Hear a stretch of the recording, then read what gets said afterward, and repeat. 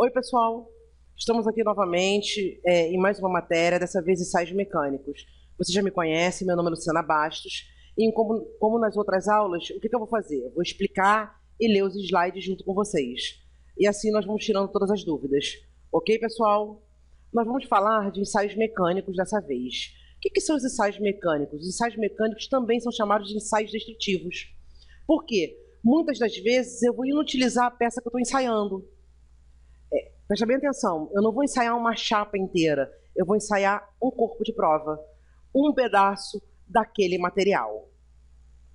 Então vamos lá. Os ensaios mecânicos também são chamados de ensaios destrutivos, pois, na maioria das vezes, causa inutilização da peça ensaiada. Além disso, podem ser classificados em dois grupos de ensaios, carregamento dinâmico e carregamento estático. Por que dinâmico? Por que estático? Carregamento dinâmico é aquele em que a velocidade do ensaio é levada em consideração. O carregamento estático, essa velocidade ela é desconsiderada. Então vamos de novo. Os ensaios mecânicos eles são chamados também de destrutivos, mas não quer dizer também que todas as vezes em que eu fizer um ensaio mecânico eu vou destruir a peça. Um ensaio que muitas vezes ele não destrói a peça é o ensaio de dureza, por exemplo. Então, vamos continuar? Beleza. Aqui, os ensaios, eu tenho dois exemplos aqui de ensaios, um dinâmico e outro estático. Os ensaios de carregamento dinâmico são impacto de fadiga. E os ensaios de carregamento estático são tração, compressão, torção, flexão e cisalhamento. Desses todos aqui, um deles que a gente vai falar é o tração. Falaremos também de dobramento, que não está nem relacionado aqui. E falaremos de dureza também. Ao longo dessas aulas, nós vamos falar dos ensaios mais, não que sejam mais importantes, mas os mais praticados, que é o de impacto, também conhecido como de Charpy ou Isolde, o de dobramento, o de tração, o de dureza. Nós vamos falar sobre esses ensaios e os outros, claro, vocês vão olhar o material de apoio para estudar um pouco mais. Vamos lá? Vamos primeiro descobrir por que nós fazemos ensaios mecânicos. Ok, pessoal? Então, vamos lá. Bem, a escolha de um material é influenciada por uma série de propriedades que ultrapassam o fator custo. Por exemplo, em uma escolha entre o aço e o plástico, deve-se levar em consideração fatores como: o primeiro possui alta resistência mecânica, mas é vulnerável à corrosão. Já o material plástico, devidamente escolhido, possui elevada resistência à corrosão, mas baixa resistência mecânica.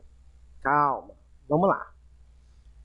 É claro que vários fatores são levados em consideração, ou seja, além das propriedades mecânicas e metalúrgicas, há fatores como a relação custo-benefício, a disponibilidade do material no mercado, a facilidade de fabricação, a sua manutenção, entre outros. O que acontece, pessoal? Quando a gente fala que várias coisas são levadas em consideração, nós falamos sempre do custo-benefício. Só que o custo-benefício, várias coisas o influenciam. Primeiro, eu tenho um material que tem uma alta qualidade, uma alta resistência mecânica. Mas será que ele é o ideal para o tipo de serviço que eu quero? É custo-benefício. Eu vou querer usar o melhor material, o material mais caro, com a melhor resistência para fazer uma cadeira? Uma porta? Eu vou querer aquele material que é dútil, que é extremamente maleável para fazer um vaso de pressão, uma estrutura? Tudo depende da finalidade daquele material. E a partir da finalidade que eu vou ter para aquele material, é que eu vou escolher os ensaios que eu vou fazer. É claro, esses ensaios são estabelecidos pelas normas internacionais e nacionais, tá? Entra aí as NRs, entram a ASME, a API, a AWS, a ISI, SAI, essas normas que são de manutenção e construção de equipamentos, sejam eles vaso de pressão, vaso atmosférico, tubulação, estrutura, que me dizem quais são os ensaios necessários, dependendo da finalidade daquele material. Eu estou comprando aquela chapa para fazer o quê? Até aí foi, pessoal? Beleza. Então entendam, a gente não escolhe o ensaio mecânico, eu decidi que vai ser esse, não. Nós temos normas que nos dizem o que fazer e, o mais importante, como fazer. Sendo assim, fica mais fácil entender o porquê da necessidade dos ensaios mecânicos em um projeto ou na execução de estruturas metálicas, pois precisa-se saber o comportamento real dessas propriedades. E é isso que os ensaios mecânicos avaliam: o comportamento de um material quando sujeito a esforços de natureza mecânica, se ele corresponde às propriedades esperadas que um determinado material deve apresentar. Determinam a sua capacidade de transmitir e resistir aos esforços que lhes são aplicados, sem romper e sem que produzam deformações instáveis. Vamos ler de novo, para vocês perceberem a importância das propriedades mecânicas do material? A gente lê junto de novo. Sendo assim, fica mais fácil entender o porquê da necessidade dos ensaios mecânicos em um projeto ou na execução de estruturas metálicas, pois precisa-se saber o comportamento real dessas propriedades. E é isso que os ensaios mecânicos avaliam: o comportamento de um material quando sujeito a esforços de natureza mecânica, se ele corresponde às propriedades esperadas que um determinado material deve apresentar. Determinam a sua capacidade de transmitir e resistir aos esforços que lhe serão aplicados, sem romper ou sem que produzam deformações instáveis. Beleza, pessoal? Ou seja, está lá meu equipamento funcionando e dentro dos parâmetros estabelecidos, de repente ele rompe? Se deforma a tal ponto que eu não posso mais utilizar o equipamento? Isso não pode acontecer. Pode ser que aconteça? Pode ser que aconteça. Pode ser que aconteça por fadiga, por mau uso do equipamento. Mas quando a gente faz os ensaios, é para a gente ter certeza absoluta de que isso não vai acontecer. É uma segurança.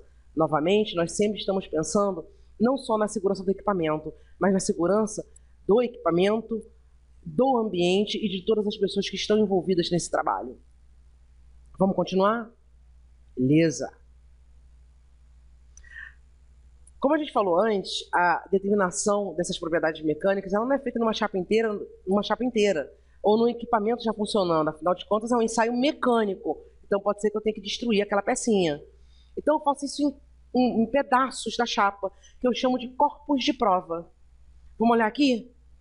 A determinação das propriedades mecânicas dos materiais é obtida através de ensaios mecânicos, realizados em corpos de prova, que a gente vai chamar daqui para frente de CP, com dimensões, forma e procedimento de retirada padronizados por normas brasileiras ou estrangeiras de acordo com o ensaio. Ou seja, pessoal, eu não posso chegar lá e tirar um pedacinho do jeito que eu quiser, na posição que eu quiser, do tamanho que eu quiser. Cada ensaio tem a sua particularidade, seu tipo de corpo de prova, a forma de retirada. Aliás, a direção do corte, da retirada daquele corpo de prova, influencia em muitos ensaios. Vamos continuar? Vamos lá, pessoal. Um dos setores de metalurgia que mais utiliza os ensaios mecânicos é a solda, união metálica que oferece a continuidade mecânico-metalúrgica entre os componentes de uma estrutura ou equipamento. E por essa razão, suas propriedades devem ser compatíveis com as propriedades do metal de base. Isso é muito importante, pessoal.